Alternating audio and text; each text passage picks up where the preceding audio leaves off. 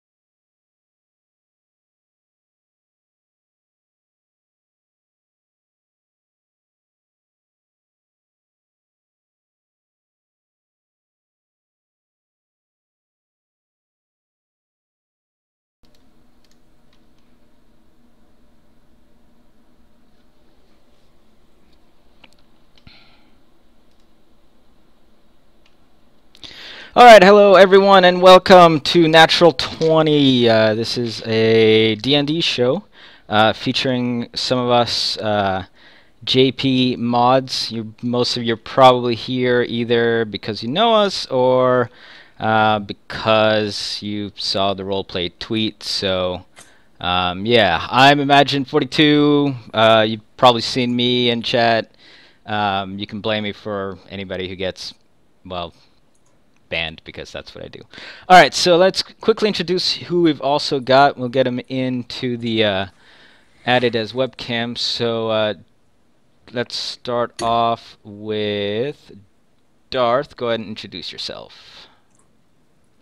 Hey everyone, my name is Dartson on the internet. That's my nickname.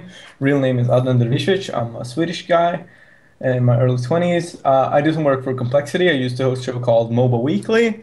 And these days I spend my time watching a lot of role-playing shows because of JP McDaniels. So I'm pretty excited to get this show on the road.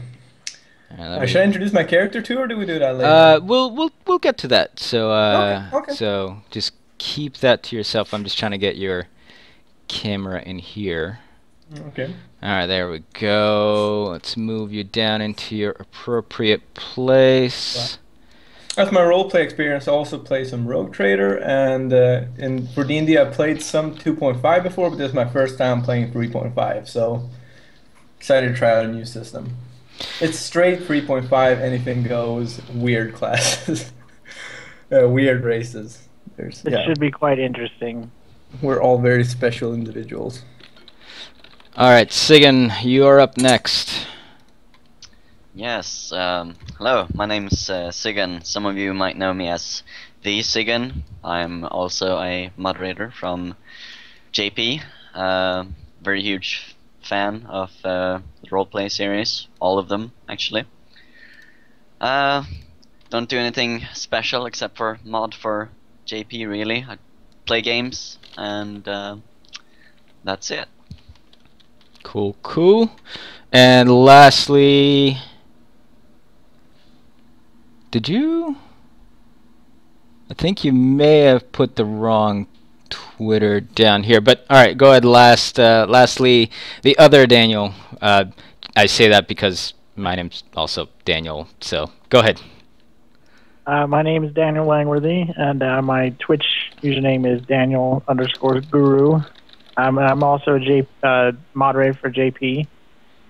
I play Dark Heresy with my friends. I'm currently DMing a game with them, and I've played some 2.5, but like Darth, this is my first time playing some 3.5. All right, so got everybody on here. Excellent. Let's see. All right, good, cool. I think we are good to go with everyone in Scam. So, yes, welcome all. This is our first show, so hopefully it'll go well. We're probably going to do about 3 hours. That might go up. We're going to start late today because we're all looking forward to Dark Heresy. Unfortunately, that ended up not happening. So, Very sad. So here we are. Now we were also going to have a fourth member, if you can see in the outlay there. Unfortunately, I think who was it? It was Burner Man, right? Yeah. Yeah. Yep. So unfortunately, he has some emergency type stuff going on, and he had to drop out at the last moment. And by last moment, I mean like this morning. So that was that was a little bit unfortunate. D&D works very well with 4 players, especially in 3.5 and up, or I think even 3.0 and up. I do see the replacement for him, and that is quite glorious, if I may say so. Yep, and I'm just letting you guys know, all the outlays, I think all the logos and everything was done by Sigan, so all the thanks to him. All right, so I think we're going to get a little bit started here. I just want to give an outline of the world to everyone watching. I've talked to our players already a fair amount about this, but just to give a little bit of a background for everyone watching. So the world we're in, it's nothing really special. It's no Eben. It's just a regular world. However, there are no large great kingdoms or spanning kingdoms or anything of that sort. What there are is kind of individual city-states that exist around the world. They're all they're all highly densely populated, but they don't really reach outside of their own city walls, if you can say. Now, what they will do is, because not everyone lives in these cities, is they will claim areas as their kind of protectorship. It's almost like a mafia, if you think about it. Like, you give us your stuff and we'll provide you protection. That's kind of what the deal is. Now, the protection that happens is all done through mercenary camps, because no city-state can really afford to or has the manpower to raise their own army. So our players are in one of these mercenary camps. How long they've been here has been really up to them. How they got there has been really up to them. They'll may or may not reveal that as we go along. But they are in a mercenary camp called the Crescent Moon. The closest city-state to them, who they usually get hired by to do whatever it is that needs doing, is Bastion's Hope. And I think that was pretty much everything. Everything you guys really know. That's kind of in a nutshell. There's of course more going on in the world than that, but that's where we're really standing at. All right, so before we get started, as players, did you guys have any other questions that you thought of while we're getting this started, or should we just get rolling? We should be good to go. Okay. Yeah, I think we should be good. Yeah. Yeah. I'm so ready for this. All right, so we begin. You guys, for I don't know how long you've been here. You've been here a year, couple of years, maybe even more. This camp has raised some of their soldiers, their workers, from early age. You're almost in a small little city by yourself. You have about 100 people in this camp. Some of them are actually do the fighting stuff, but others are there just to work. You've got cooks, you've got gardeners, you've got administration personnel, so on and so forth. So, and I'm gonna have to add you guys on these other maps as well. You're all in roll 20, so let's get you over to the start little map here. All right. And I think you guys have seen this before. So this is a map of the camp. itself. It's labeled with numbers. I'm gonna try to a little zoom in on this a little bit here so that everybody can see it. It's labeled with numbers, and there's a little, I guess you can say, a legend down there of what each of these places are. So you've got, here, let me actually add the webcams on here too, because we're doing this live, so give me a moment. You're seeing the rough behind the scenes. Yes, we're hoping to do this earlier, but unfortunately I think ED or Guru man over there was a little slow getting on. What were you doing? You said you were covered in black dust? I was installing some cabling in a machine shop. Sounds like fun. Yes, meth, of course. Machine shop, not meth shop. Meth lab. Yeah, you guys heard him.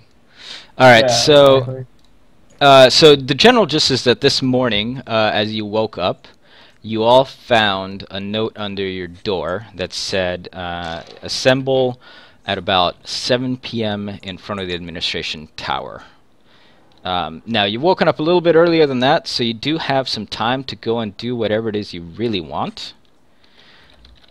So you're basically free to go about the interior of this place, visit any of these places that you want. So just to go over it, you've got the administration tower, you've got the library, you've got alchemy labs, you've got an armory, you've got a kitchen, you've got some stables, you're in the dormitories, and there is just a general courtyard, and the green area there is for it's just like plant life, so it's like a gardenish type thing as well. Edges. Okay, so I have a question. Yep. Would we know if this type of communication, like sliding notes under the door, is like normal in our camp? Or is this totally new to us? You've basically never had this. I mean, this looks like an order from the top, like it's got like an official seal on it, and you know everything. So the camp director. Let's see, what did I name him? It's on my list here. Alright, let's see. The director, Harang, he's a kind of an old guy. You guys barely ever see him. And it looks like this was basically an order straight from him. So whatever it is, it's going to be important, but you definitely have a little bit of time to kill before you're needed where you're needed. So it's totally up to you if you want to explore the place a little. I don't know. I don't know if you want to go get breakfast. I don't know if you want to check in somewhere else. Completely up to you. Right? Yeah, I'm gonna actually sit in my room and pray for a while. Okay. Until it's time to go down. All right. Sounds good. I am gonna head to the kitchen and have some breakfast. Okay, so you are heading to the kitchen. So the kitchen is ran by a goblin named Ziz. He's kind of a screechy little fellow. And he's got it's sort of like almost like an odd couple because the larder in the kitchen is managed by an ogre named Crack. And as you come in this morning, it's K-R-A-K. As you come in this morning, Ziz is kind of in his corner cooking up some food. There's a few other people having breakfast as well. You know, you may recognize a few of them. I don't know if you do. And Crack is actually sitting at the stairs that goes down to the larder. It looks like he's taking a nap. What do you want to do in the kitchen? I'm gonna look around to see if there's some bread or something. I'm just really hungry. If there's any meat, that would be even better. Sure. I mean, you can usually go up to Ziz and order whatever it is you want. He's got know like an ordering station, I guess you can say, and he'll cook you up whatever it is you generally want. This city camp basically provides most of its own food. Kind of around the back, you'll see there's a kitchen, which is I believe number 5. It's a another entryway that goes out the back that leads to the camp's garden, and it's also got some pigs and cows out there. So. Okay, yeah, I'll just have breakfast in peace. Like, just order some food, maybe some bacon and Okay. bread, and Sure. go outside in the courtyard and eat it. Sure. Be You'll. close to nature. Sounds good. You go up, say, it's like Ziz looks at you. What do you want? I'd like some food, please. Well, we got all sorts of food. What do you want? What do you have in the meat department? It's breakfast. Got some ham, got some bacon. There's a little bit of pork sausage as well. What do you want? All of those. All of those, okay. All of those. Hold on. It's a big day. I just got a big order. I gotta make sure I'm loaded up on protein before we head out. Would you like some eggs? No, yeah, sure. Protein is awesome. Sounds good. Okay, hold on. And he'll just rummages around and he's looking around. It's like, eggs. I tell him while I'm waiting, like, I'm still not used to this body, but it's a lot of upkeep. So he'll look over and he's like, Crack, we need. And Crack just doesn't respond at all, and Ziz just keeps on yelling, Crack, and Crack's not responding, and eventually Ziz walks over. He's got a giant frying pan in his hand, and he just whaps Crack upside the head. Crack's just... And he looks over and... What is it, boss? We need some eggs! Okay, boss. And Crack goes down into the little area below and comes back up carrying a handful of eggs. He's just actually carrying them in his hands, trying to be really, really careful not to drop any. And he takes them over to Ziz, who grabs a few of them and tosses it out and starts putting them in and, makes a grand breakfast for you. So yeah, that's how your morning starts. All right, Diff, I believe you're just praying in your room, right? Yeah. Okay, so that's basically what you're going to do in the morning? Yeah. Okay. What about you, Sigyn? So, before we start getting into this, should we, introduce our characters or tell the audience our races or anything? Yeah, you know what? You can go ahead and tell your races, because I guess... But there will be time for the rest of the introductions to happen. So you can introduce yourself as a race if you want. Or just give a general description. Just a general description. I basically look like an ordinary human, sort of. I've got silver eyes. I've got brown hair. Pretty short, a bit ruggedy, spiky hairstyle sort of thing going on there. And I'm wearing chainmail armor. And that's about the description you're going to get for now. Sure. Darth, you want to go ahead and do as well? Yeah, sure. So I'm a bit of a special-looking kind of guy. I am a white-scaled dragonborn with ice blue eyes. For those who don't know, a dragonborn is a normal race who has been reborn in the service of Bahamut as a sort of half-dragon type kind of thing. And so I look like a big scaled dude. I'm about 5 feet 9 inches long, and I weigh 150 pounds. And Diff? I am an elf Greyguard. I have a paladin hybrid class. And I'm 125, so not actually that old. Actually, I think for elves, it's just adulthood. About 5 feet 7 inches, 120 pounds, and I have aqua-colored eyes. Okay, cool. So we'll get into the rest of it as we go along. Sigyn, so you're in the morning. What you want to do? Yeah, so I basically wake up and I notice this note on the floor or something. And so I'm just inspecting that for now, and I take a good read. And after that, I put it in one of my belts or my pouches, sort of, or a pocket or whatever. Sure. And I head out, and I'm actually going to go to the library. Okay. So the library is, you know that the library's master key. Now, so the library is kind of a dual purpose room. There's a library, there's a 2-story building. On the downstairs of the library, there's the actual library. There's all sorts of, it's not huge, because it's not going to be huge in this case. But you do, it does get like a cycle of books in and out from Bastion's Hope. So every few weeks there'll be a new batch of books delivered that will be there for a couple of weeks for whoever wants to read. And it's got a range of books. It's got everything from, fiction to, how to raise sheep. So there's a huge array, even though there's not a whole lot of books.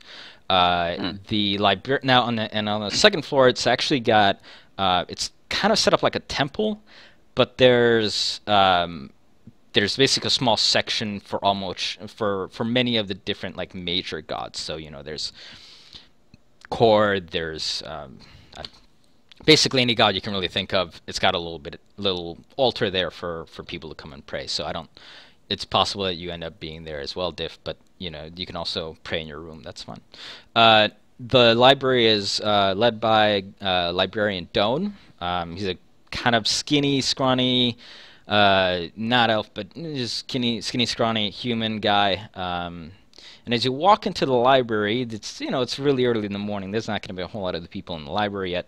But as you're walking along, Doan actually turns the corner, and it looks like he's arguing with somebody. He's just like, no, you don't understand. It's not.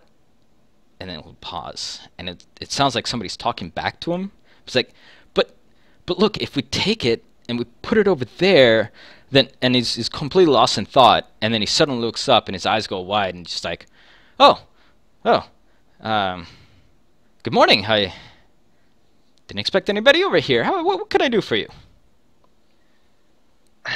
So I'm gonna inspect him at first. I'm gonna cross my arms, and I'm just gonna look him up and down for a few seconds. Sure. Just like take the whole scene in, and I'm gonna lock eyes with him.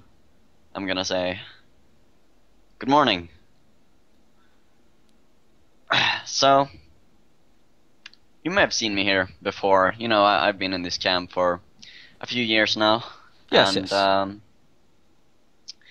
I just figured I could come and get a read before I'm heading out. I got some sort of assignments, and I just figured I could go and read a bit in peace while the thick skulls outside can do some fighting or whatever it is they're doing. Sure, yeah. I mean, you know the layout. You're welcome to anything that you want. I've known you to be a respectable fellow, and you got an order. Ooh, that must mean it's today. Well, I mean, best of luck to you. And if you need any help finding anything, I'll be back in the corner like I usually am. And, just good day, and he'll kind of wave and Very well. he'll go off. So, I sort of walk past him then, I guess. Mm-hmm. And I inspect the area, and do I see anyone else besides him? You see absolutely nobody. I mean, it's like 6:30 in the morning. Like you're even surprised to find Doan in there.